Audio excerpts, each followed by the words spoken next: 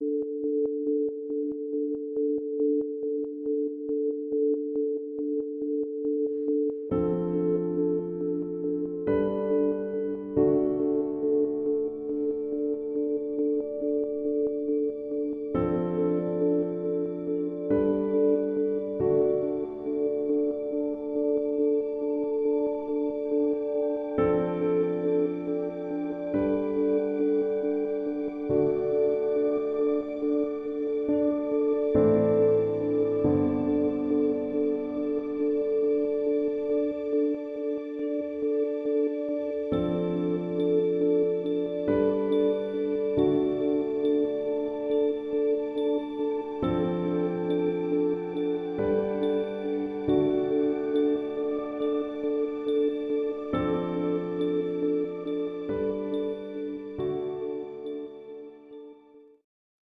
друзья, спасибо большое, что вы пришли, и что сегодня мы все вместе. Понятно, что здесь намного комфортней участвовать в митингах, чем наши друзья, наши коллеги, просто люди, которых мы не знаем, люди доброй воли, кто сейчас борется за права граждан России в России. Уже более 1000 человек арестовано только на сегодняшних акциях. И я думаю, в России очень важно услышать поддержку из многих-многих городов. У нас сейчас будет объединенный стрим в 14 городах мира, где люди выходят на поддержку политзаключенных, в поддержку Алексея Навального и всех политзаключенных в России.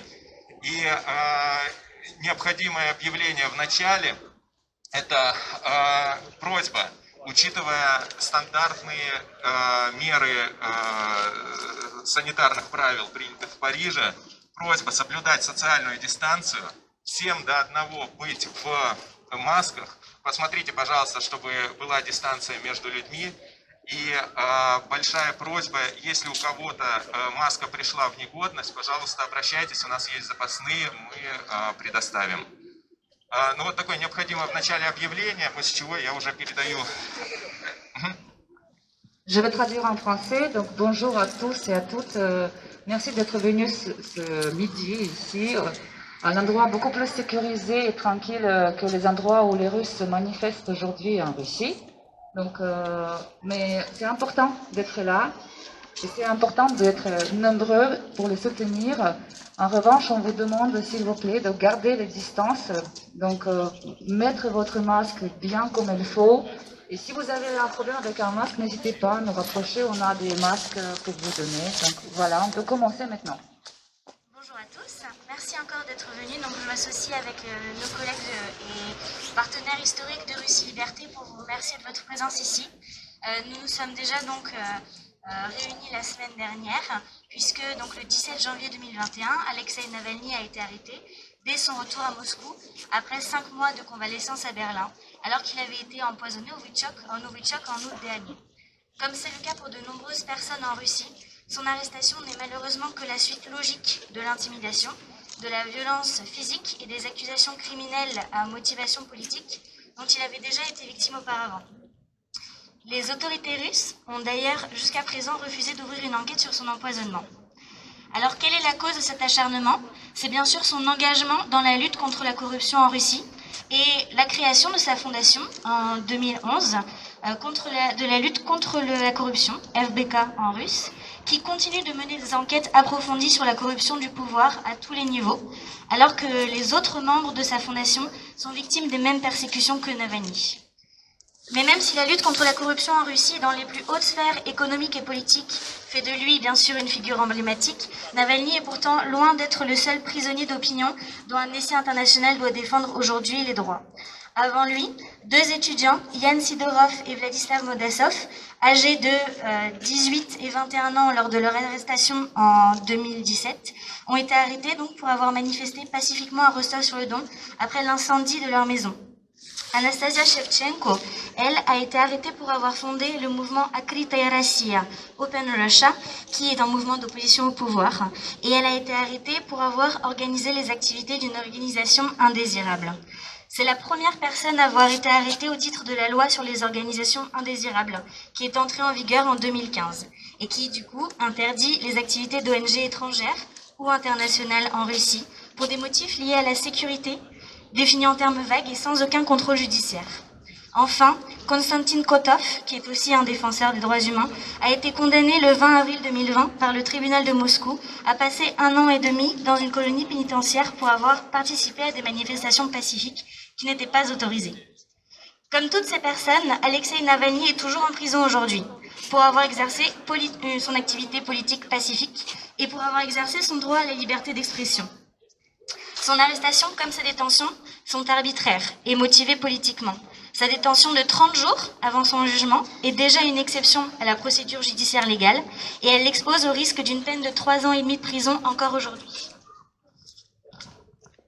La semaine dernière, donc, nous nous étions réunis et associés à Russie Liberté pour encourager et soutenir les mouvements de manifestation qui ont émergé dans toute la Russie et qui ont eu le courage de descendre dans la rue pour exiger la libération de Navalny, pour lutter contre la corruption du pouvoir et pour dénoncer les mesures liberticides adoptées en Russie. Samedi dernier, plus de 3650 manifestants ont été arrêtés lors de ces manifestations pacifiques. Mais vous connaissez déjà les chiffres. Et nous exigeons désormais la libération immédiate de tous ces manifestants pacifiques et des autres militants de la société civile qui ont fait l'objet d'arrestations préventives pour de fausses accusations. Nous demandons à nouveau la libération d'Alexei Navalny et nous resterons mobilisés. Cet acharnement contre les autorités russes pour réduire ces voix au silence doit cesser. Merci beaucoup. Merci pour ce rappel des faits et de contexte et justement du fait que Alexis n'est pas la seule personne qui est victime de cet abus de pouvoir en Russie, qu'il y a d'autres prisonniers politiques et que la liste malheureusement continue à augmenter. Donc je pense que comme nous sommes déjà assez nombreux, si on va créer quelque chose pour soutenir ces gens qui sont déjà en Russie arrêtés depuis ce matin, il y a plein de manifestations là-bas, ça sera peut-être sympathique pour chauffer leur cœur, chauffer notre cœur. Donc, Россия будет свободной! Россия будет свободной! Россия будет свободной! Россия будет свободной! La Russie sera libre! La Russie sera libre! La Russie sera libre! La Russie sera libre! Свободу Алексею Навальному! Свободу Алексею Навальному! Свободу Алексею Навальному! Свободу Алексею Навальному! Liberté à Alexis Navalny! Liberté à Alexis Navalny! Liberté à Alexis Navalny! Liberté à Alexis Navalny! Eh ben, je pense qu'il faut continuer maintenant. Je donne la parole à André Gatelan. Donc je regarde, parce que nous sommes aussi actuellement en stream. Si vous êtes là, c'est superbe, mais il y a des personnes qui n'ont pas pu venir. Et on est donc sur Zoom. Je regarde l'heure. Dima, c'est bon, on peut commencer ou il faut encore attendre? Je pense qu'on peut commencer, André. L'autre fois, donc, c'était assez éloquent. Donc, si tu pourras faire des pauses, je vais traduire. D'accord. Merci beaucoup, je suis André Gatelan, je suis sénateur, je suis vice-président de la Commission des Affaires étrangères et de la Défense et vice-président de la Commission des Affaires européennes au Sénat. Je suis par ailleurs membre de l'Assemblée parlementaire du Conseil de l'Europe.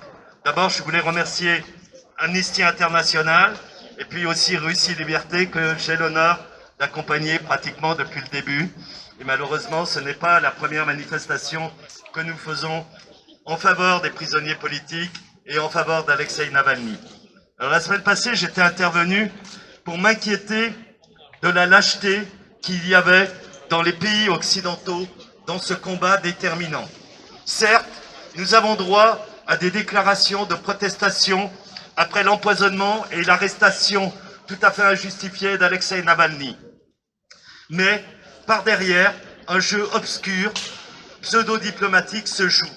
Et je m'inquiétais puisque dimanche, je me rendais le lendemain à Strasbourg, précisément pour l'Assemblée parlementaire du Conseil de l'Europe, le Conseil de l'Europe qui regroupe 47 pays, dont la Fédération de Russie, et qui est l'organe qui a été créé après-guerre pour défendre la démocratie, l'état de droit et les droits humains. Donc l'endroit le plus emblématique pour s'exprimer sur la situation actuelle en Russie. J'avais déjà constaté que la commission à laquelle j'appartiens, celle des affaires juridiques et des droits de l'homme, qui avait voté à l'unanimité la demande d'un débat d'urgence suivi du vote d'une résolution, avait vu sa décision cassée par le bureau de l'Assemblée parlementaire. Lundi, nous sommes revenus à la charge avec quelques amis, et notamment mon ami Emmanuel Zingeris, vieil ami de Boris Nemtsov, et vraiment un combattant de premier rang pour la liberté en Russie et dans les pays baltes. Nous sommes revenus et nous avons demandé à nouveau un vote pour rétablir ce débat d'urgence. Nous avons été battus une nouvelle fois. Ce débat d'urgence s'est commué en simple débat d'actualité, non suivi de vote.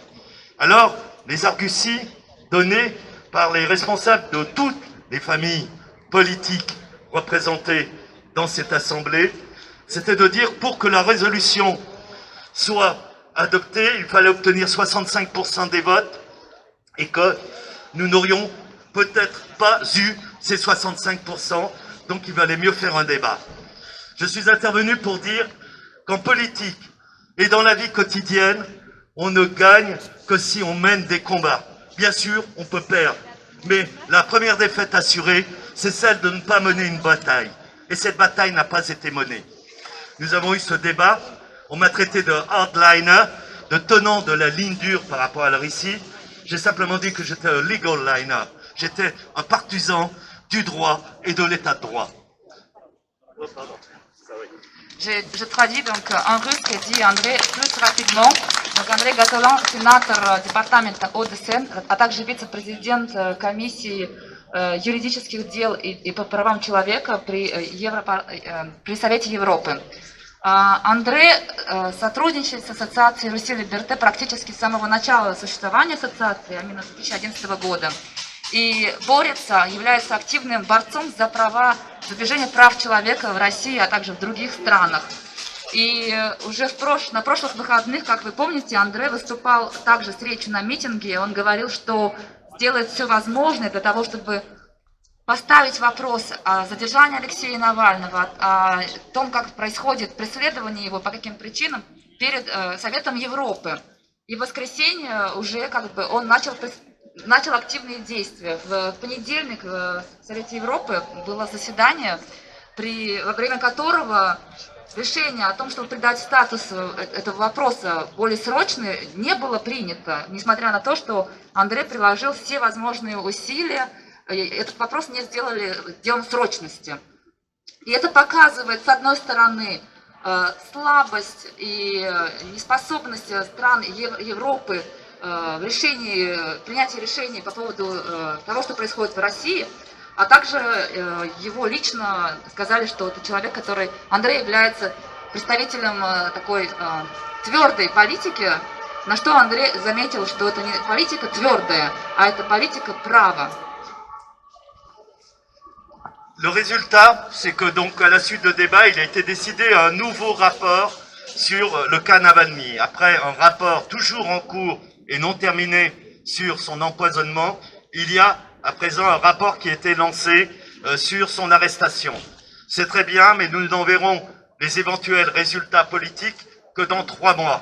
Moi, j'ai dit que ce silence, c'était un permis de tirer qu'on donnait à M. Poutine et aux autorités russes sur les manifestants qui sont aujourd'hui dans la rue.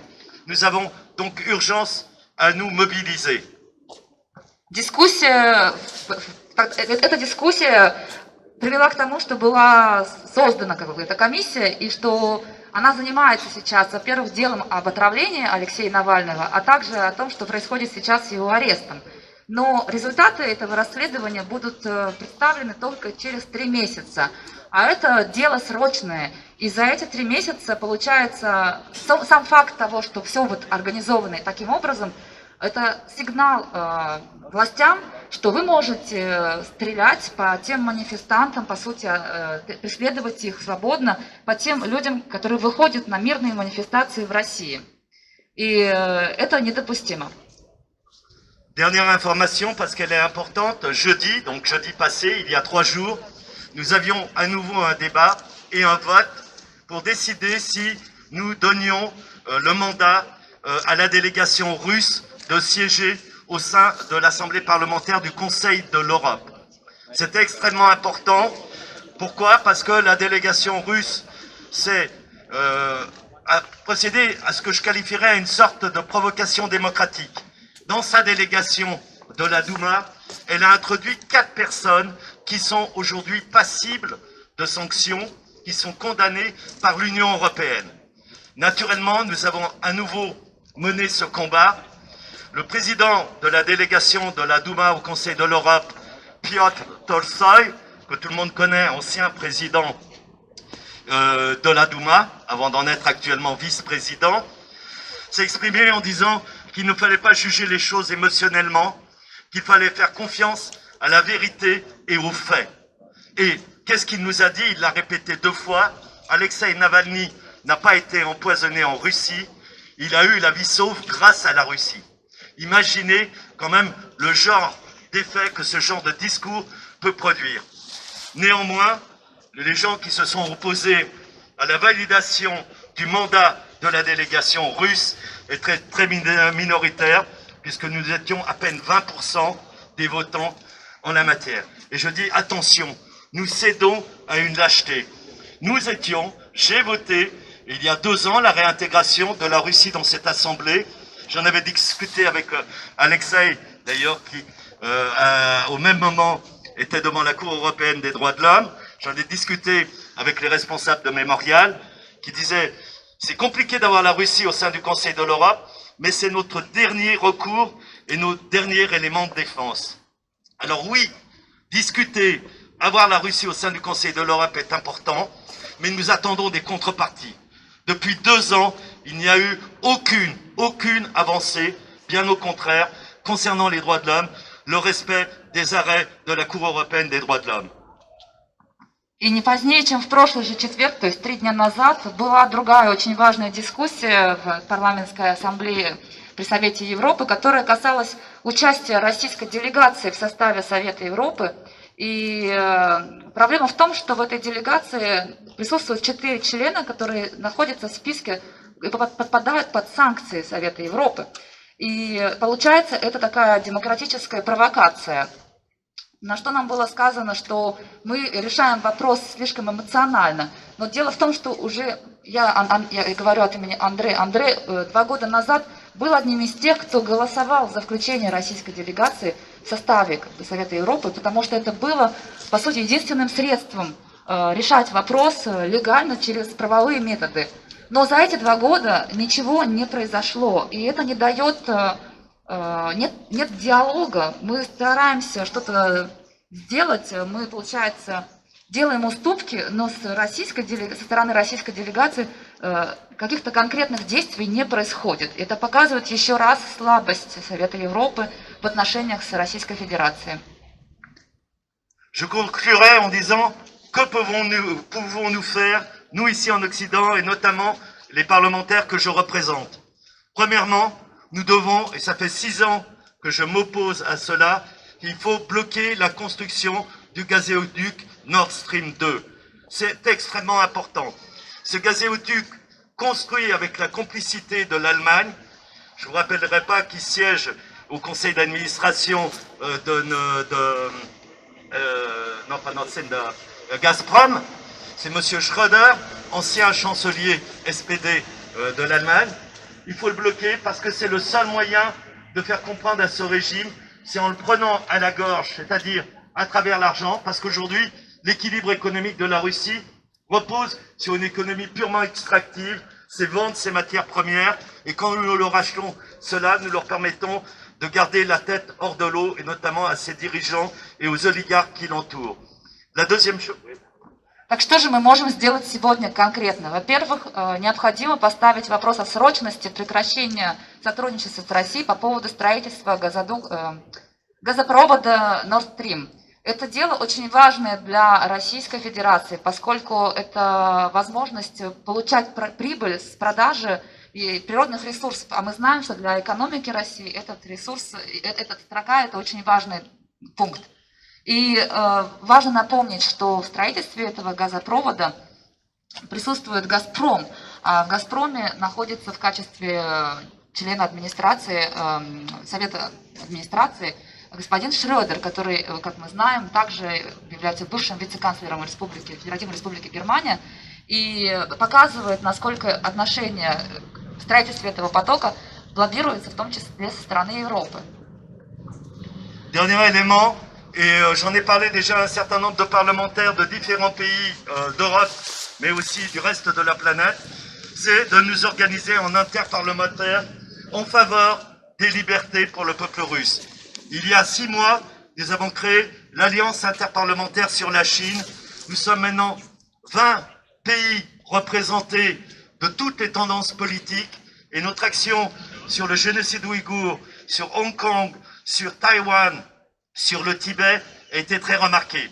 Hier, je discutais avec le président de la Commission des Affaires étrangères tchèque qui m'a dit « André, fonçons, rassemblons des gens, pesons tous ensemble, pesons sur les législations qui sont mises en place dans toute l'Europe et au-delà pour bloquer légalement la Russie là où nos États et nos gouvernements refusent d'intervenir. » Второе, что мы можем сделать, это создать группу межпарламентскую для защиты свобод в России. Такая группа существует уже в течение последних 6 месяцев по вопросам Китая.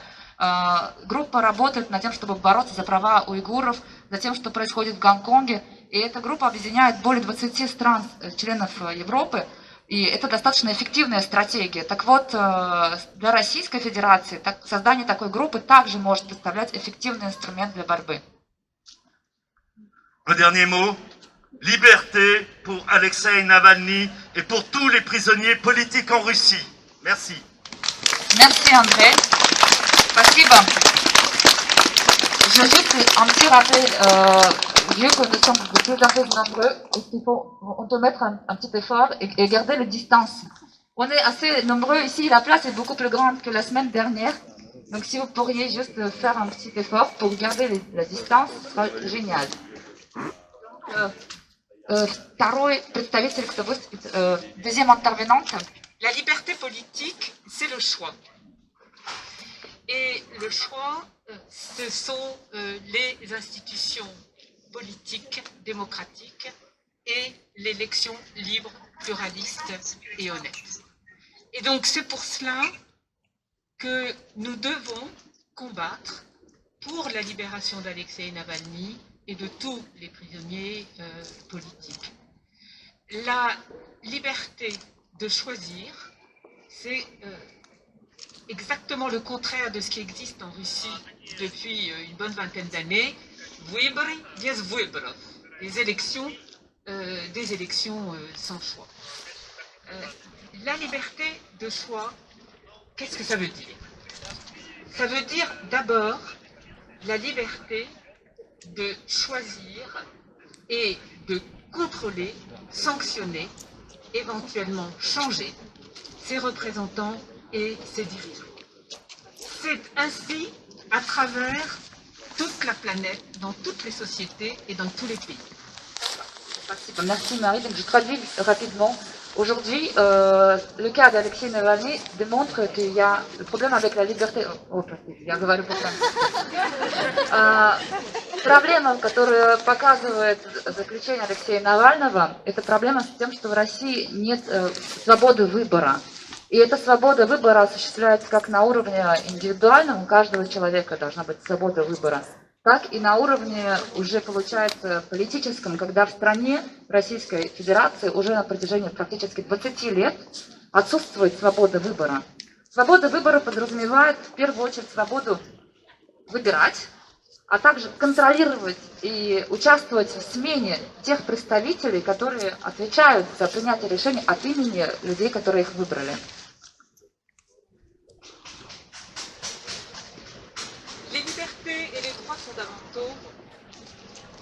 Les libertés et les droits fondamentaux, c'est tout particulièrement aujourd'hui, d'abord et avant tout, la liberté d'information et d'expression.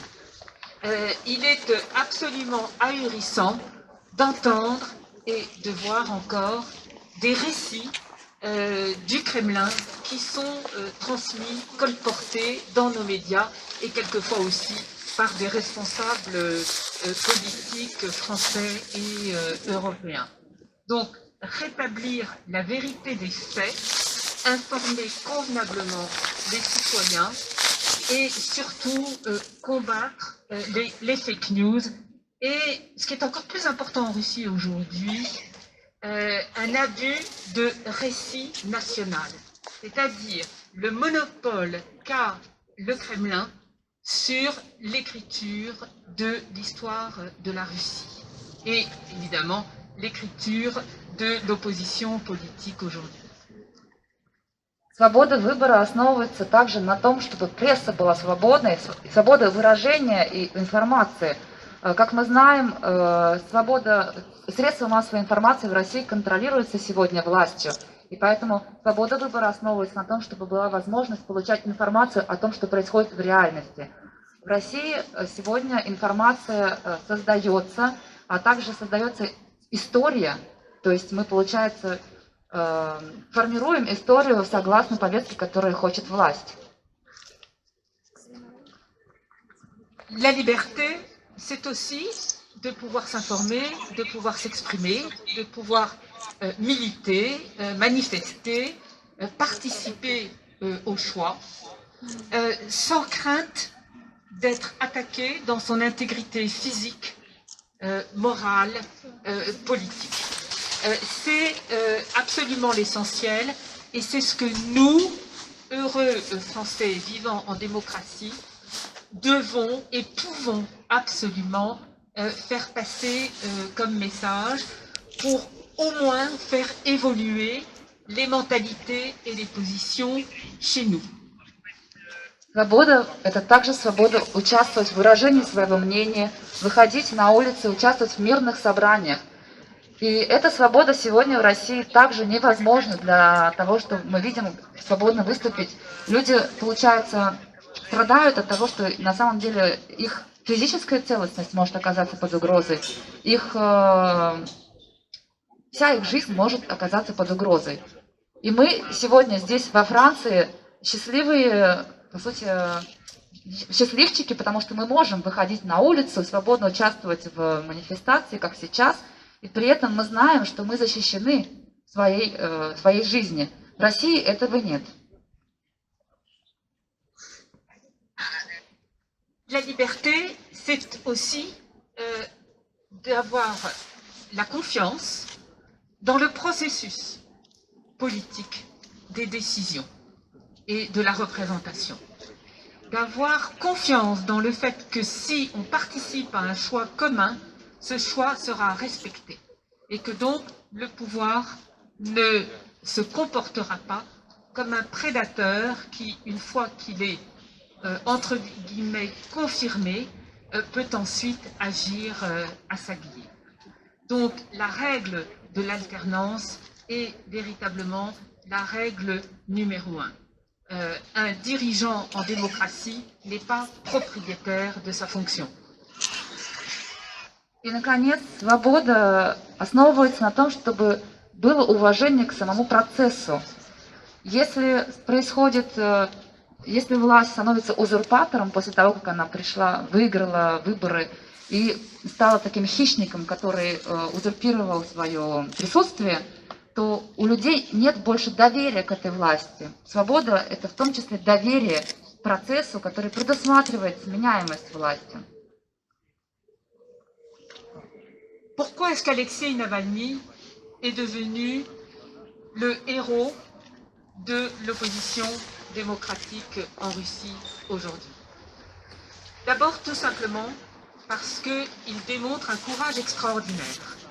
Et c'est le courage qui rend aux personnes en Russie la confiance. C'est extrêmement important. Alexeï Navalny, depuis que je suis son travail et depuis que je le rencontre,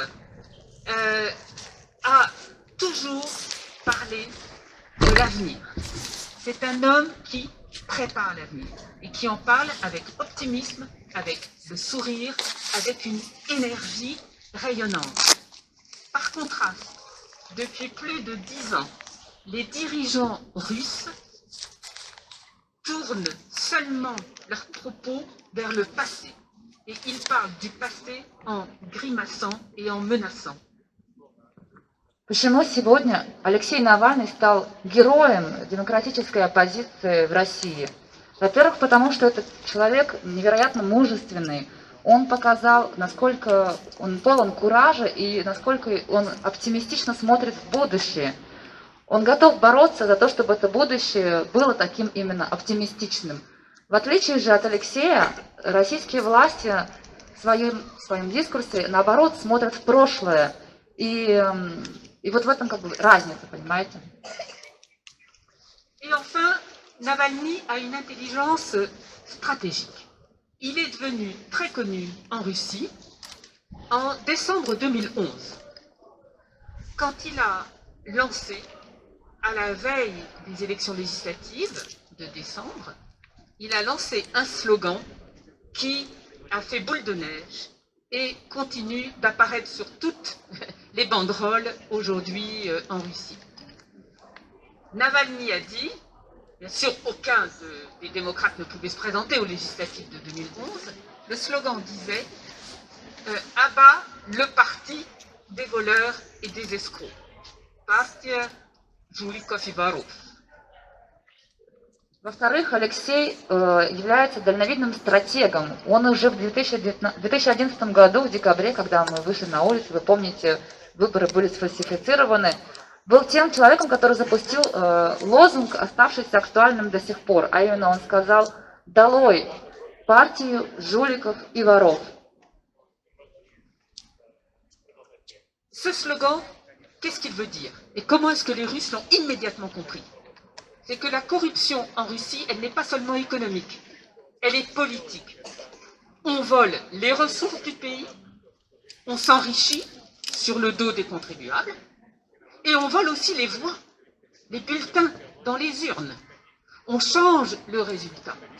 Et ça a été vraiment le déclic depuis décembre 2011.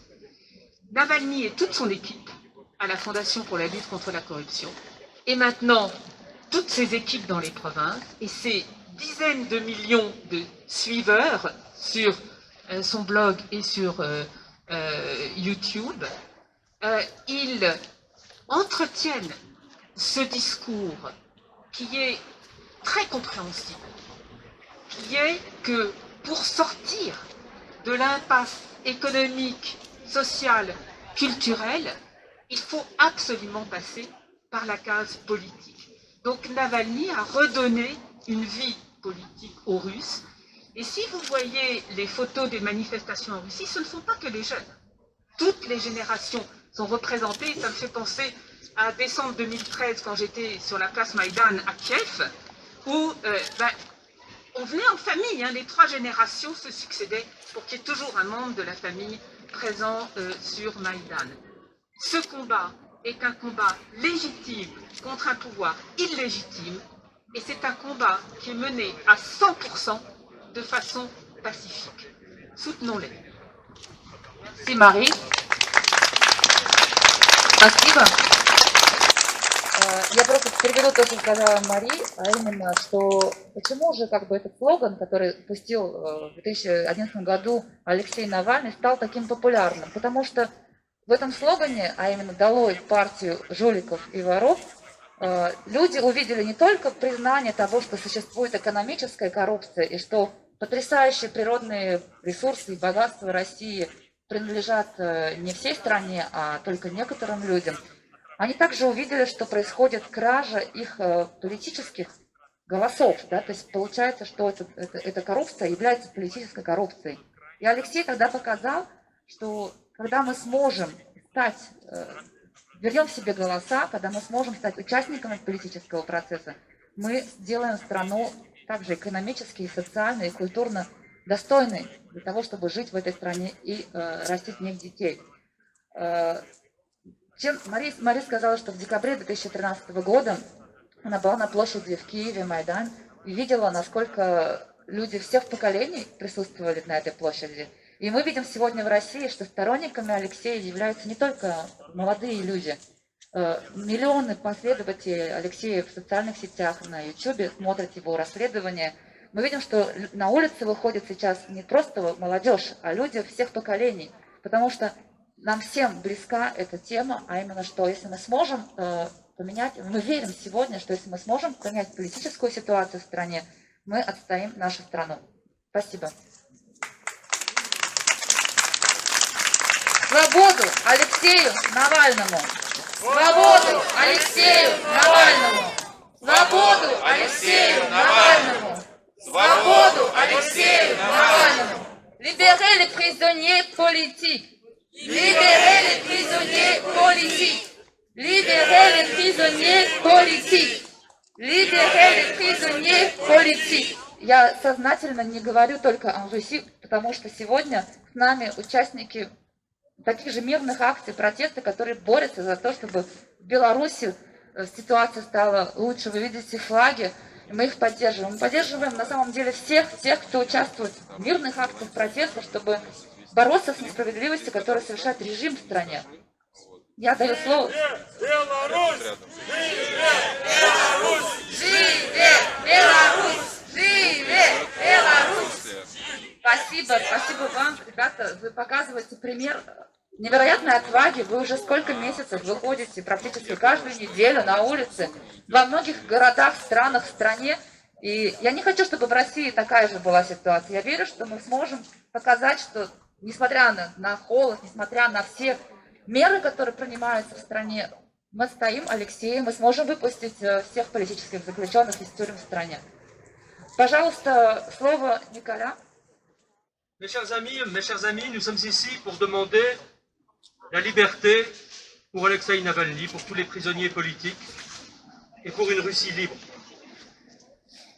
Alexeï Navalny, vous le savez, il a failli payer de sa vie son combat pour la liberté. Il a été empoisonné et c'est un miracle, je crois qu'on peut le dire, qu'aujourd'hui il soit encore avec nous. Mais combien d'autres ne le sont plus? Je crois que nous devons maintenant avoir une pensée aussi pour Anastasia Baburova, pour Stanislas Markelov, pour Anna Politkovskaya, pour Natalia Estemirova, pour Sergei Magnitsky, et bien sûr pour Boris Nemtsov et pour les centaines d'autres qui ont payé de leur vie ce combat pour la liberté. Parce que ceux et celles qui se battent pour la liberté en Russie, comme au Bélarus, comme en Syrie, comme à Hong Kong, comme dans le Xinjiang, eh bien, ces combattants de la liberté, ils risquent chaque jour leur vie et je crois que nous devons leur rendre cet hommage et être, nous, Européennes et Européens, nous, Françaises et Français, et l'ensemble des citoyens du monde, solidaires. Et parfois, je crois que nous pouvons aussi avoir un peu honte de ne pas les soutenir suffisamment. Спасибо, что мы сегодня здесь все собрались. И я хочу сказать, что ситуация с Алексеем Навальным – это ситуация потрясающая, потому что на самом деле этого человека пытались отравить, и он счастливым образом оказался выжившим. А другие люди, к сожалению, не имели такого шанса. И те, кто боролись за права человека в России, оказываются убиты. В случае Анастасии Бабуровой, Станислава Маркелова, Анны Политковской, Натальи Эстемировой, Бориса Немцова, а еще сколько людей оказываются жертвами такого подхода.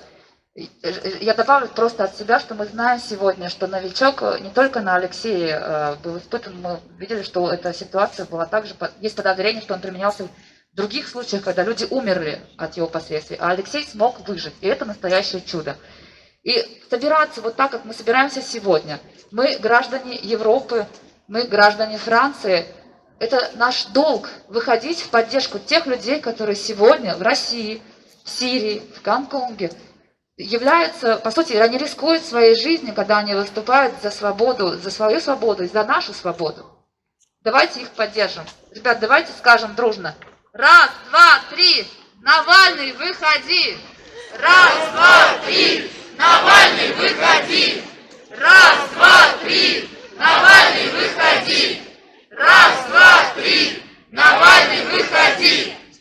ce cas-là, je vous laisse continuer. Alors, mes chers amis, j'ai beaucoup insisté sur un point. Ces valeurs sont universelles. Elles sont universelles non pas en vertu d'une simple loi naturelle, mais parce que partout dans le monde, nous avons des hommes, des femmes qui se battent pour ces valeurs.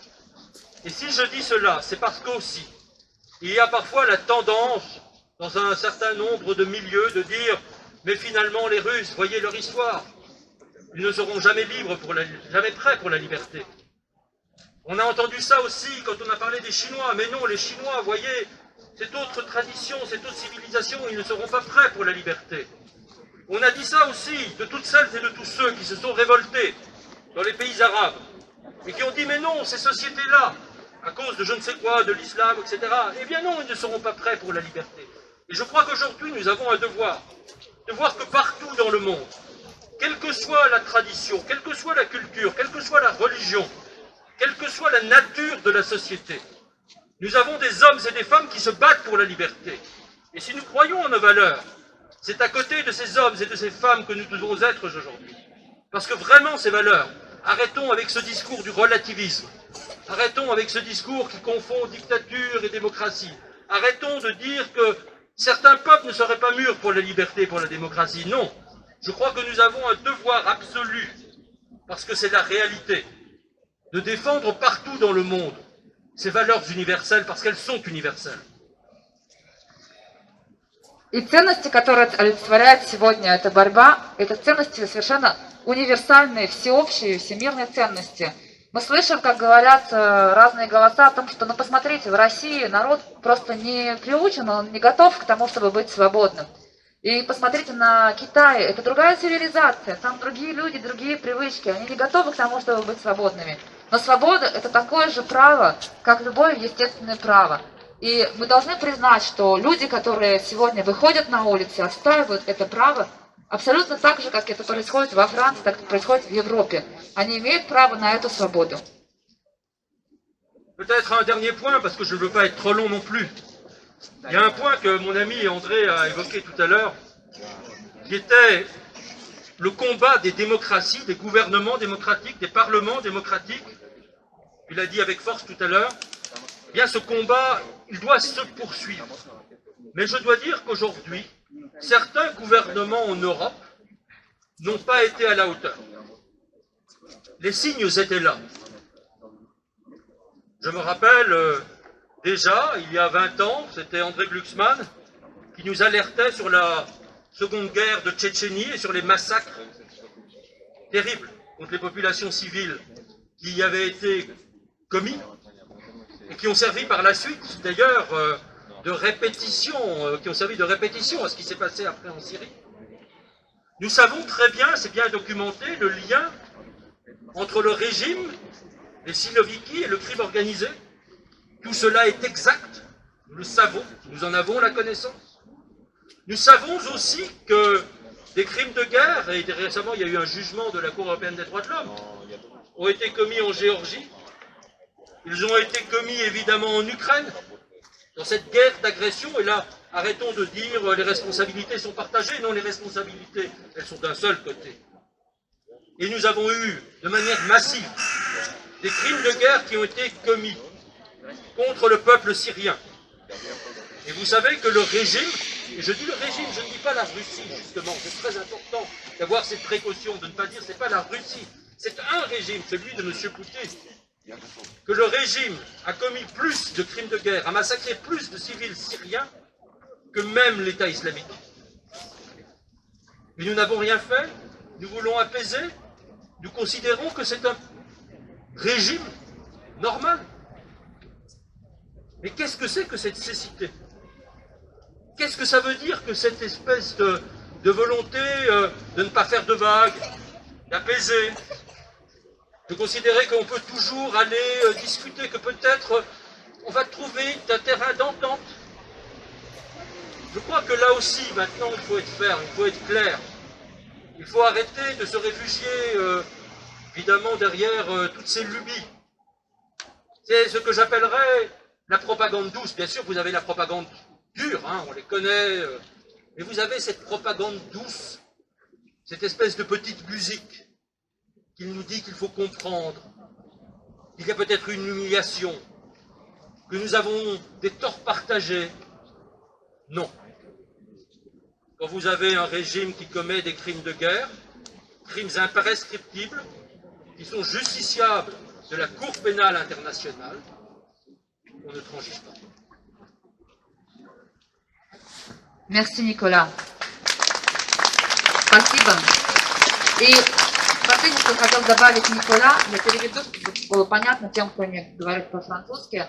Никола согласен с Андреем, который говорил о слабости европейских государств сегодня в отношениях с Россией, и которые позволяют режиму в России, именно режиму, этому конкретно режиму в России, Никола делает различия между страной, между Россией и тем режимом, который допускает, совершает преступления в этой стране.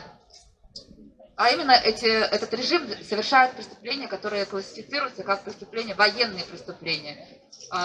Вовлечение в войну в Сирии привело к огромным потерям, и, наверное, даже, как говорит Никола, большим потерям, чем от действий исламского государства. И за это должна нести ответственность именно этот режим. Хватит уже говорить о том, что все относительно, и хватит говорить о том, что мы как бы должны вести такой мягкий диалог с российским режимом, и что мы должны быть более мягкую дипломатию вести. Нужно признавать, что происходит, и нужно признавать, что это военные преступления, и нужно сказать это четко и показать это в наших отношениях с Российской Федерацией, что мы готовы к ужесточению. Alors, juste un dernier mot. Eh bien, aujourd'hui, liberté. Liberté pour tous les Russes, pour toutes les Russes, pour les prisonniers politiques, pour Alexei Navalny, pour tous ses amis, et pour que demain, la Russie, toute la Russie, et tous les peuples qu'elle a asservis, et je pense bien sûr au Bélarus, je pense à l'Ukraine, soient libres. Merci.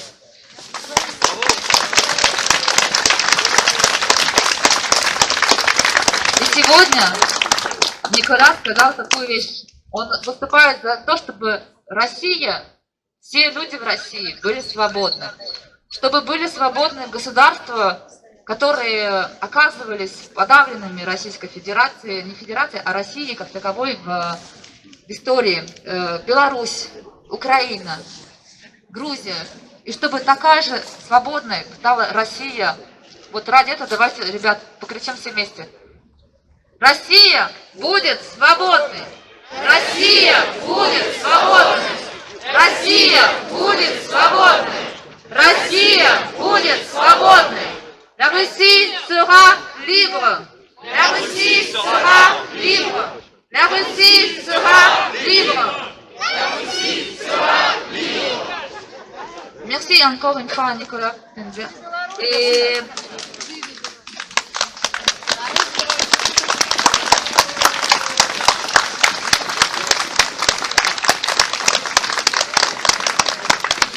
j'ai juste une petite annonce à vous faire. Donc, ce sont des intervenants qui sont avec nous depuis une longue date avec l'association Russie Liberté.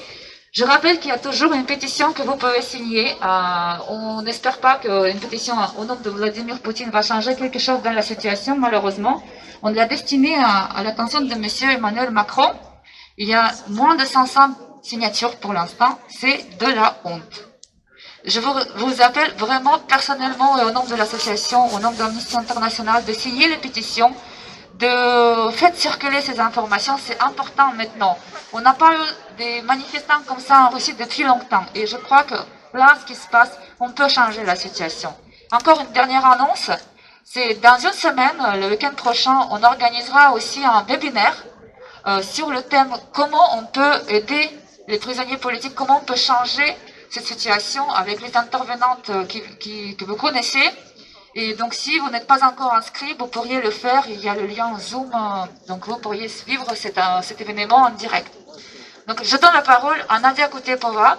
Nadia, elle est venue en France en tant que personne qui a demandé de la défense parce qu'elle était poursuivie en Russie. Elle va vous dire des mots et je traduirai en français.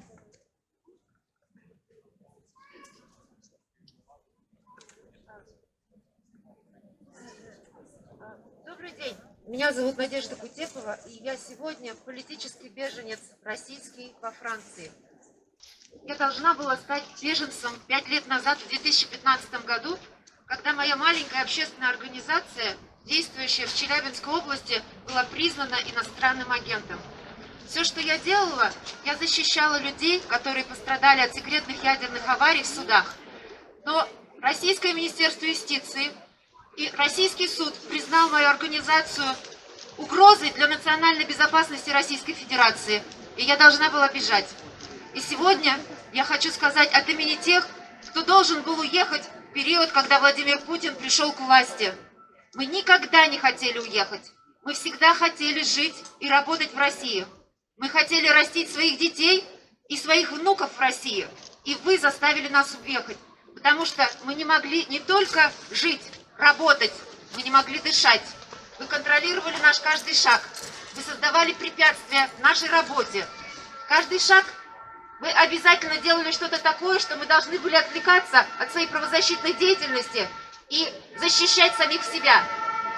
Вы создали угрозы нашим жизням. Тысячи наших коллег были убиты, многие из них попали в тюрьму. И сегодня те люди, которые выходят на улицу в Россию, для меня они настоящие герои. Потому что мы с вами знаем, что мы пришли на митинг, и через час или два мы уйдем домой. А те люди, которые пришли на митинг в России, в любом городе, они знают, что с вероятностью 99% они будут посажены. Что завтра у их семьи, может быть, не будет ресурсов для того, чтобы кормить семью. Что за ними будет тянуться длительное уголовное дело. И многие из них должны будут также уехать и скитаться по миру. А с теми, кто уехал, что происходит? Их немедленно объявляют предателями. Я уверена, что почти каждый из вас, кто уехал во Францию, вынужденно или добровольно, но добровольно вынужденно, потому что невозможно дышать в стране. Каждый из вас наверняка получал эти упреки. Что ты тут выступаешь из-за границы? Вот тебе там хорошо, у тебя там такая прекрасная жизнь, у вас там свободы. Уехал, забудь, ты предатель. Каждый из нас знает, что в любой момент против наших близких, по месту нашей работы, в любом регионе могут быть организованы обыски, могут быть организованы кампании давления с тем, чтобы дискредитировать тех, кто уехал. И мы с вами знаем, что совсем недавно был подписан и ужесточен закон об иностранных агентах, тот закон, жертвой которого я стала и моя общественная организация. Теперь каждый из вас 10 раз подумает, прежде чем отправить в Россию деньги даже своей 90-летней бабушке. Потому что ваша 90-летняя бабушка может быть признана иностранным агентом всего лишь за ваши 10 евро. Спасибо, Надя. Je traduis rapidement, très concis. Donc, je m'appelle Nadezhda Kutepova et je suis arrivée en France en 2015 en tant que personne qui a demandé asile en France. Nadia ne pouvait pas rester en Russie parce que son organisation de défense des droits humains, et notamment dans le domaine de l'écologie, dénonçait les crimes que l'État russe a commis dans le domaine nucléaire et les expériences nucléaires. Et donc Nadia, elle a investigué, elle a aidé les victimes de cette expérience, de défendre leur droit à avoir le dédommagement. Et donc elle a été déclarée la menace pour l'État russe et elle a dû fuir le pays en laissant là-bas ce qui lui était cher, les amis, les collègues. Et elle dit qu'aujourd'hui nous sommes en France. Nous qui sommes arrivés ici à un tel moment, peut-être pas aujourd'hui ou pas comme elle, en étant obligés de vraiment fuir, mais en fait, si, on est venu ici parce qu'on n'a pas pu continuer la vie comme on la voulait en Russie. C'est parce qu'on a dû tout simplement changer de pays. Et si aujourd'hui, nous continuons à rassembler comme on le fait ici et maintenant sur cette place-là, on sait tous et toutes qu'on est accusés par nos amis, par le pouvoir, par la presse, les médias en Russie, d'être les traîtres de la patrie. Nous sommes nous-mêmes, à l'intérieur, nous sentons cette culpabilité qu'ici, en étant en sécurité, on peut sortir. Alors que pour la plupart, pour toutes les gens, 99% des gens en Russie qui osent aujourd'hui sortir dans les rues, c'est presque 100%, ils sont sûrs qu'ils vont avoir des problèmes graves dans leur quotidien. Ils seront soit arrêtés et condamnés à des peines d'amende absolument atroces, soit ils vont être condamnés à des termes de prison ferme. Et aujourd'hui, si nous, on envoie de l'argent, nous les Russes ici en France, on envoie de l'argent à notre babouchka, à notre mamie qui a 80 ans en Russie, et dont la retraite est absolument misérable, je le confirme, les retraites sont misérables en Russie, bah, figurez-vous que cet argent-là peut faire que notre babouchka elle sera considérée comme agent de l'étranger, parce que la loi a été récemment durcie. Et ça, c'est, on va réfléchir encore 10 fois, nous, ici en France, avant d'envoyer ces 10 € à notre babouchka, est-ce qu'à cause de ça, elle aura des problèmes? Et ici, nous, on n'est pas en sécurité non plus, parce qu'on sait que nos collègues qui restent en Russie, nos amis qui restent en Russie, les membres de nos familles, bah, eux, à cause de ce qu'on fait ici, ils peuvent avoir des problèmes au travail, ils peuvent avoir des visites de la police, bien sûr, ils ne vont pas se présenter, on le sait tous bien, mais ils vont avoir peur pour nous, et nous, on a peur pour eux. Сегодня вопрос, который вывел людей на улицу, это строительство дворца. И что мы с вами видим? Прошла всего неделя, и нам опять врут. Опять нашли какого-то псевдособственника, который якобы владеет этим дворцом. И вранье – это отличительный элемент эпохи Путина. Они врут всегда и во всем. Они называют черное белым и белое черным. Но многие из нас, те, кто живет в Европе, мы платим налоги в Российской Федерации до сих пор. И на что мы платим налоги? На то, чтобы Путин воевал в Сирии? На то, чтобы он отправлял войска в Украину? На то, чтобы в Сомали, не знаю где, выступали какие-то частные военные компании? Они делают это на наши деньги. При этом, когда я звоню в свою Челябинскую область, люди говорят мне, что они не могут купить бутылку молока и батон хлеба на один день. Им не хватает пенсии. Все их пенсии ушли на дворец и ушли на войны, которые организовал наш президент. И это будет нам дорого стоить. Я юрист, и хочу вам сказать, что есть только 11 самых громких дел, которые находятся в международных судах, которые на стадии рассмотрения. И даже когда он уйдет, мы с вами и наши дети будем платить из наших налогов вот эти все контрибуции, которые он, вот эти все долги, которые он сделал за свою эпоху. Qu'est-ce qui nous a fait venir aujourd'hui ici, dans cette place-là? Bah, c'est l'affaire de palais de Vladimir, comme vous le savez. Nous sommes choqués par l'ampleur de vol. On nous a volé cet argent de nous, contribuables. Beaucoup parmi nous en Europe, on continue de payer les impôts là-bas en Russie, de façon directe ou indirecte. Et bah, cet argent-là, il est utilisé pour faire les guerres en Syrie, pour faire les guerres en Ukraine, pour envoyer encore des bataillons de combattants privés en Somalie ou je ne sais pas où. Et tout ça, c'est avec de l'argent de nous, des contribuables.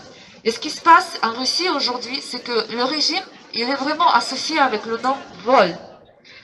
Et on appelle le noir, on appelle blanche, on appelle le blanc le noir, et c'est le mensonge et le vol qui le couvrent. Et aujourd'hui, tout ce qu'on fait, donc Nadezhda, elle est juriste, elle connaît très bien le droit. Et la Russie, aujourd'hui, il y a 11 affaires dans le conseil, dans le droit, le cours de droit, dans les tribunaux différents, pour lesquels la Russie elle est condamnée. Et donc, nous, les contribuables, on va continuer à payer et être donc responsables de ces crimes endettés, même quand le régime Vladimir sera parti. Et ça, c'est inacceptable. И очень часто люди, которые выступают за Россию, за права человека, за Алексея Навального за рубежом, про них говорят: вы уехали, вы иностранные агенты, Россия это Путин. Вы не любите Путина, значит вы не любите Россию. Россия это не Путин. Россия это я. Россия это вы. Россия это мы. И все вместе, независимо от того, где бы мы находились, мы, конечно, победим. Может быть, это будет долго, но мы должны устоять. И Алексей Навальный показал нам всем пример, вернувшись в Россию. Россия – это мы! Россия – это мы! Россия – это мы! Россия – это мы! Россия будет свободной! Россия будет свободной! Россия будет свободной! Россия будет свободной! Спасибо, Надя. Je traduis donc ce qu'elle a dit. Et aujourd'hui, nous sommes venus ici parce que nous croyons au fait que la Russie pourra être libre. Parce que la Russie, ce n'est pas le régime. La Russie, c'est moi, c'est vous, c'est nous tous. Et l'affaire d'Alexei Navalny a montré que nous sommes capables de sortir, d'être mobilisés et de défendre notre liberté. Liberté à Alexei Navalny, liberté à nous tous. Et je suis tout à fait d'accord avec Nadia, peut-être on va encore dire ça de façon très haute. Россия будет свободной! Россия будет свободной! Россия будет свободной! Россия будет свободной! Je donne la parole à Alexander Logovski, qui est donc représentant du Parti socialiste en France et aussi en Europe. Donc, Sacha, tu parles russe, tu pourras dire en russe ou tu veux parler en français? Voilà. C'est toujours émouvant de se retrouver. Et malheureusement, je me souviens d'un rassemblement qui avait lieu ici, même, en décembre 2011, janvier 2012. Ça fait plus de 10 ans. Et qu'est-ce qui nous avait amené ici? C'était la fraude aux élections. Cette espèce de jeu de chaises musicales que Poutine avait fait avec son Premier ministre pour pouvoir se maintenir au pouvoir, pouvoir continuer de voler le pays. Ça fait 10 ans maintenant et on se retrouve à nouveau ici. À nouveau, et qu'est-ce qui nous amène? C'est sûrement l'indignation, le fait que on voit des, comme l'a dit Olia, des babouches qui sont avec des pensions de misère, quand, lorsque on l'a rappelé encore la semaine dernière, le pays est riche. La Russie est immensément riche. Vous êtes assis, chaque Russe est assis sur un tas d'or, littéralement, de l'or, des diamants, du charbon, du gaz, enfin, toutes les richesses que tous les autres pays du monde envient, aimeraient avoir, vous les avez. Et pourtant, à la différence du voisin norvégien, la pensionnaire, le retraité russe, eh ben, il a une misère. Quand ces autorités, ces fonctionnaires, ces agents de l'État, eux, s'offrent des voitures de luxe, ont des villas incroyables. Mais ce qui me fait l'énervement, c'est l'immense misère de la majorité quand ceux qui normalement doivent servir le pays se servent. Мы сегодня собрались здесь с вами, на этой площади. И я вспоминаю, как практически 10 лет назад, в декабре 2011 года, мы собрались именно здесь, на этой же площади, в состоянии такой же злости против сфальсифицированных выборов, когда в результате такой вот смены практически, знаете, такая игра «музыкальный стул», когда нужно бегать, и потом хоп, а кто первый сядет. Вот так же была разыграна карта и между Владимиром Путиным и его премьер-министром, когда они поменялись местами. И вот с тех пор, несмотря на то, что прошло 10 лет, мы не теряем надежду на то, что Россия сможет стать свободной страной, потому что Россия – это очень богатая страна.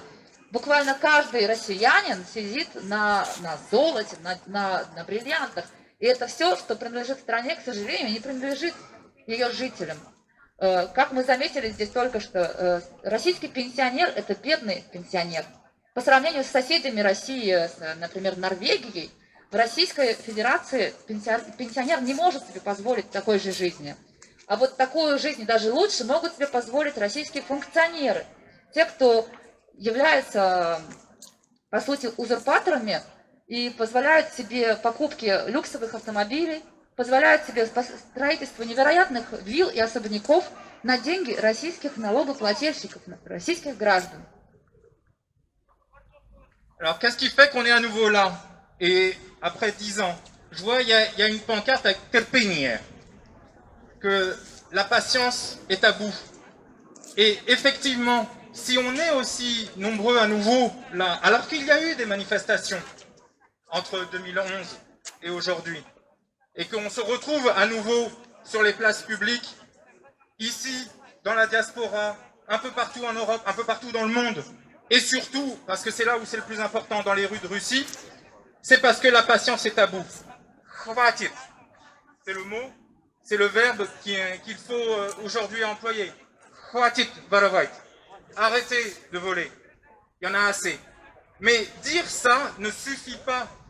Parce que, comme l'a dit Madame Mandras tout à l'heure, ce qui compte, c'est à un moment donné de permettre la transformation du pays. Vous êtes des gens intelligents. Les Russes sont des Européens, contrairement à ce qu'on peut dire. Et donc, attachés à un instrument, c'est celui qui permet les transformations. C'est l'état de droit, la démocratie, le fait de contrôler par un bulletin de vote la transformation, la passation du pouvoir. Et c'est ce qui est devant vous. Ça a été fraudé en 2011 et fraudé depuis. Il s'agit dans les mois qui viennent. Parce que dire c'est insupportable. C'est insupportable parce que ça veut dire évidemment un constat qui est qu'elle n'est pas libre et qu'on aspire à ce qu'elle le soit. Mais il faut s'en donner les moyens. Et ça voudra dire que vous vous organisiez. Ça veut dire qu'il faut que vous vous posiez la question de pas simplement aller à l'isoloir, aller à l'ambassade le jour du vote. Ça voudra dire contrôler ce qu'on fait. Les drapeaux bélarusses ne sont plus là, sont au fond. Mais faire deux choses énormes. Vous avez fait la première partie du chemin, c'est-à-dire arrêter d'avoir peur. Parce que c'est le début de tout. Au Bélarus, ça s'est vu dans les meetings, dans le fait que les gens allaient. De la même manière qu'en Russie, aujourd'hui, les gens vont en manifestation. Les rassemblements autour de Tikhanovskaya et du trio pour obtenir le changement de régime montraient une chose, c'est que les Bélarusses n'avaient plus peur. Et aujourd'hui, les Russes doivent se débarrasser de la peur. Ça, c'est la première étape. On y est presque, on y est maintenant, on est en train de le voir. La deuxième étape, c'est celle de s'organiser démocratiquement, voilà, patiemment, mais permettre que la fraude ne soit pas possible cette fois-là. Permettre que le pouvoir change de main. Спасибо, Александр. Merci, Alexander. Donc, je traduis. Aujourd'hui, nous sommes là. Да, простите. И мы видим, что же происходит, что же произошло за эти 10 лет, с тех пор, когда мы собрались здесь в декабре 2011 года. Да, кажется, что ничего не изменилось, но на самом деле изменилось очень много. Если сегодня люди вышли сюда, то потому что такое маленькое слово, как терпение, вот этому слову и терпению пришел конец. В России люди потеряли уже этот страх. Они не потеряли, они его преодолели. И это то, что вывело сегодня людей, продолжает выводить людей на улицы в России, в Европе, в других странах, потому что мы уже больше не боимся. Это то, что произошло в Беларуси, когда люди вышли на улицы. Они показали, что они просто уже больше не могут бояться. Не потому, что не страшно, а потому что страх уже он потерял смысл. И вот это то первое, что мы сегодня сделали. Мы преодолели этот страх и вышли сегодня на улицу, несмотря на то, что мы знаем, что да, мы рискуем, что наши близкие рискуют. Но мы вышли сегодня, и это уже очень важно. Во-вторых, нужно продолжать организовываться. И я добавлю, Саш, от себя. Действительно, с 2011 года мы выходили регулярно. Вы помните, декабрь 2011 года, март 2012 года, когда были выборы, да? Потом мы выходили на улицу, мы продолжали делать акции, но людей стало приходить меньше. Не потому, что мы потеряли в это веру, а просто потому, что мы подумали, что это ничего не меняет. Так вот, сегодня я призываю вас, пожалуйста, продолжайте выходить и продолжайте участвовать. Мы организовываемся, мы делаем, сейчас идет трансляция буквально вот по всему миру, мы присоединяемся, мы показываем, что происходит во Франции, в Париже, здесь. Не только в Париже. Сегодня в Лионе, сегодня в Нанте, в Ницце происходит тоже акции. И это показывает то, что мы организуемся. И это то, что позволяет нам показывать не только самим себе, что мы способны организовываться. Это также сигнал власти, что мы можем организовываться, что мы можем контролировать, как говорила Мари Мандрас. Главное – это контролировать участие в процессе, что нужно приходить на выборы, что нужно быть участниками комиссии и подсчитывать голоса, и показывать, что мы не боимся, показывать, что мы здесь, и что мы не одиноки, что нас много таких, которые выходят на улицы, которые продолжают это делать, как белорусы, которые вот там, ребят, покажите ваш флаг, мы вас поддерживаем, потому что вы показываете и вдохновляете нас на то, что мы тоже сможем и переможем. Alors, si on était là aujourd'hui, et y compris demain, enfin il y a 10 ans et aujourd'hui, c'est pour apporter notre soutien. Et donc si je suis ici, c'est pour exprimer le soutien du PS à votre mouvement, à ce que vous faites, aux citoyens qui cherchent la démocratie. Et donc nous étions là hier, nous sommes là aujourd'hui et nous serons là demain. Si aujourd'hui nous sommes autour d'un cas, ou en tout cas si c'est un cas, celui de Alexei Navalny qui nous mobilise, en réalité j'ai vu des banderoles qui disent le nom d'autres prisonniers politiques, et en réalité c'est de tous les prisonniers politiques. J'ai en tête Dmitriev, qui cette semaine encore a fêté ses 65 ans, et ben il les a fêtés en prison malheureusement, alors même que son seul tort ça a été quoi? D'aller chercher dans les forêts les ossements de tous les prisonniers, toutes ces personnes qui, innocentes, ont été attrapées par le NKVD, envoyées au travail forcé en Carélie, dans la Kolyma, etc. Et donc c'est ça son tort, c'est d'avoir mis des noms sur des ossements. Et ça, c'est pas possible. Et donc là-dessus, évidemment, nous sommes à vos côtés et on continuera de l'être et de réclamer au nom du PS, au nom des socialistes européens, du PSE, la libération immédiate, non seulement de Alexei Navalny, mais évidemment de tous les prisonniers politiques. Россия будет свободной. Россия будет свободной. Россия будет свободной. Россия будет свободной. Россия будет свободной. Спасибо, Alexandre. Donc, je finis cette traduction. Aujourd'hui, nous sommes là, non pas uniquement... Простите. Здесь мы сегодня мы собрались здесь не только ради Алексея Навального. Вы видите на наших постерах, на плакатах имена других политических заключенных. И есть, как вы знаете, историк Дмитриев, который на этой неделе отметил свое 65-летие. К сожалению, он его отметил в тюрьме. Его единственная вина – это то, что он расследовал прошлое. Он историк, и он расследовал захоронения жертв, которые были отправлены НКВД, судимы НКВД и приговорены к исправительным работам, так называемым исправительным работам, а скорее к отбыванию наказания, к смерти на крайнем севере в России, и которые умирали там. И вот он находит эти останки, и он придает публичности эти сведения. И вот за это его посадили, и он отбывает сейчас реальное наказание в тюрьме. Человек, который уже пожилой человек, и здоровье которого не позволяет этого. Вот ради свободы всех политзаключенных мы сегодня здесь собрались. Я вас попрошу, пожалуйста, ребят, давайте все поднимем высоко наши постеры, покажем, насколько мы здесь заразные, может быть, вышли... Что? Да, у нас вирус свободы сегодня. Вот что у нас сегодня такое. У нас вирус свободы, и каждый из вас писал эти постеры, вкладывая в них свою душу.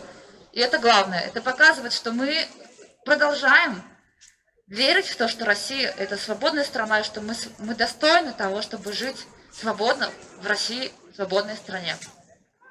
Я попрошу выступить ребят, которые нас вдохновляют. Это белорусы. Вы молодцы. Вам слово.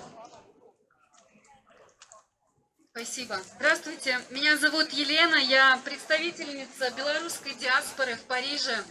Мы уже полгода, каждое воскресенье или субботу выходим для того, чтобы показать наше несогласие с беззаконием. Вы сегодня вышли также за то, чтобы высказать свою позицию. Мы за закон, мы за справедливость. Мы за честность.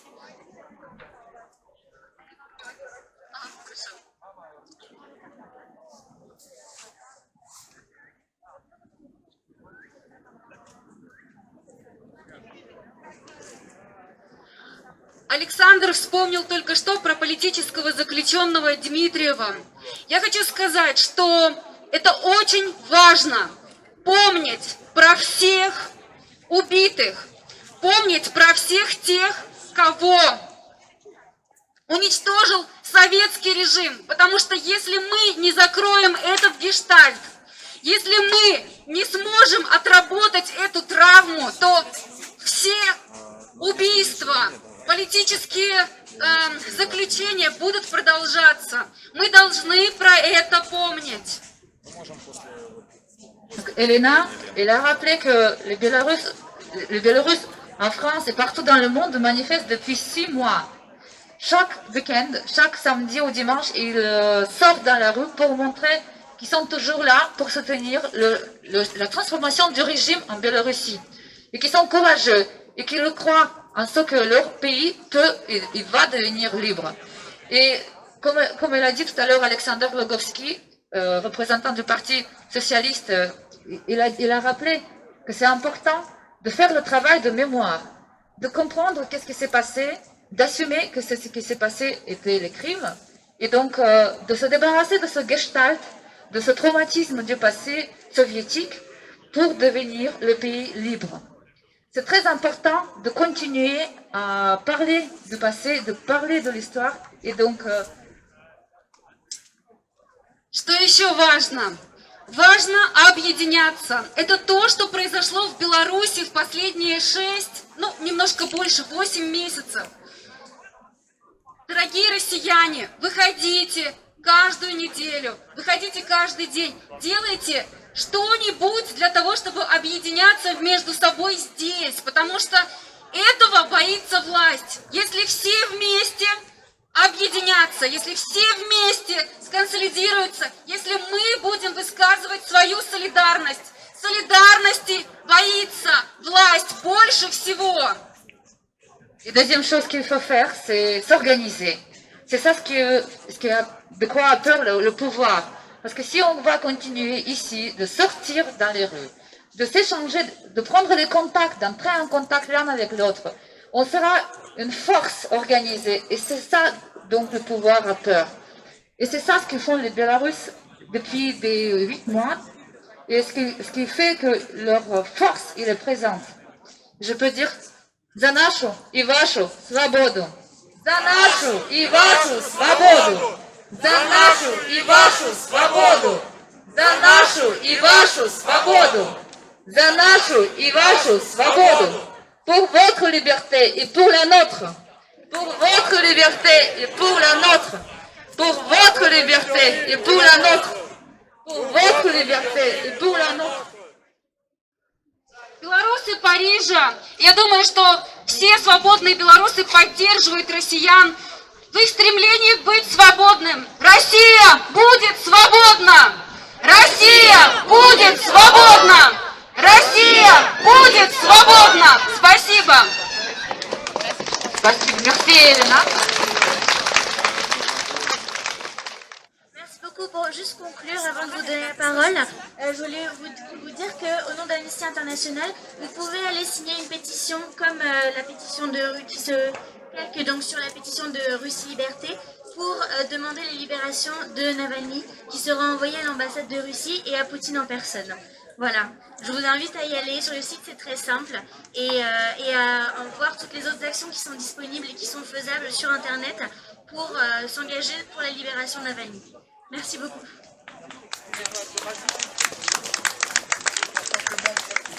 Avec Mossad International, c'était pour vous dire que vous pouvez, vous, Russes, aller sur le site d'Amnesty Russie, qui est un site qui regroupe énormément de pétitions, et entre autres pour Navalny, vous avez une lettre type que vous pouvez envoyer au Kremlin. Je l'ai utilisée, j'ai reçu une réponse 2 jours après comme un avis de réception.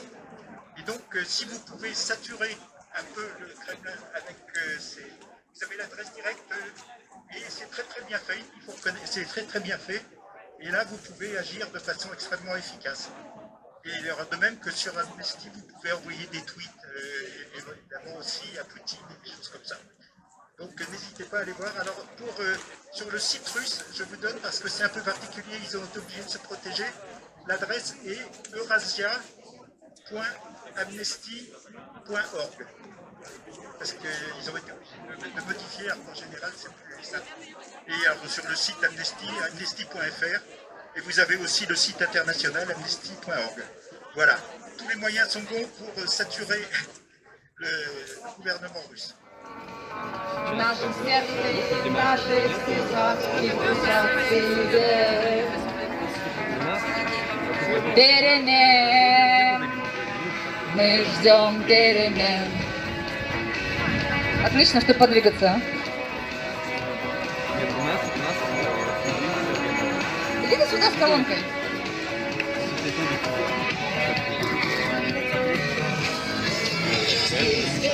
Продолжает наш день, идет звезда, но на кухне всем светло горит ночь. Сигареты в руках, чай на столе, это жизнь, и больше нет ничего, все находится в нас.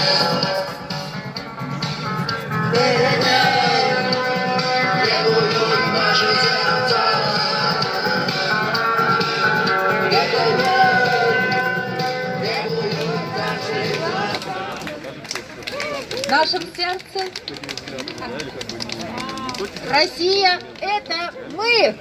Россия – это мы! Россия – это мы! Россия – это мы!